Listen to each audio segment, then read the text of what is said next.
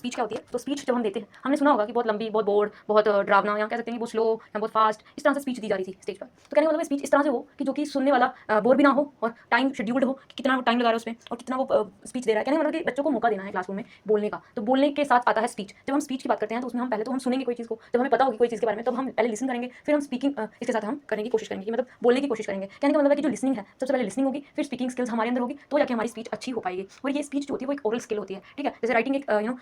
Oral नहीं होती है, जैसे कि सुनना या बोलना, ये सब क्या है, ओरल ओरल स्पीच है या स्किल्स है, ठीक है। तो कहने का मतलब है कि जो स्पीच है वो एक ओरल स्किल होती है, जिसमें हमें एक अच्छी स्पीच देने के लिए एक इंसान का स्पीड का होना जरूरी है, कि स्पीड कितनी ले रहा है वो, कि ज़्यादा फास्ट है ज़्यादा स्लो है, पिच कैसी है, इंटोनेशन कैसी है, बोर तो नहीं हो रहा, डर तो नहीं लग रहा, या ड्रामी स्पीच तो नहीं है। कहने का मतलब है कि कितना पॉज करता है जब वो बोल रहा होता है, तो लॉन्ग पॉजेज दे रहा है या बहुत शॉर्ट शॉर्ट बोल रहा है, कुछ समझ में नहीं आ रहा, तो क्या वो जो बोलने वाला व्यक्ति है क्या वो सबको सुनाई दे रहा है, ऑडिबल है। और लास्ट बट नॉट लीस्ट आता है कि वो एक तो स्पीच दे रहा है, ठीक है, और ऑडियंस को वो देख रहा है कि ऑडियंस कैसे उसको ले रही है, उसको बोरिंग लग रहा है, उसको अच्छा लग रहा है, इंथुसियास्टिक लग रहा है, उनको सुनकर वो कुछ करने की मोटिवेशन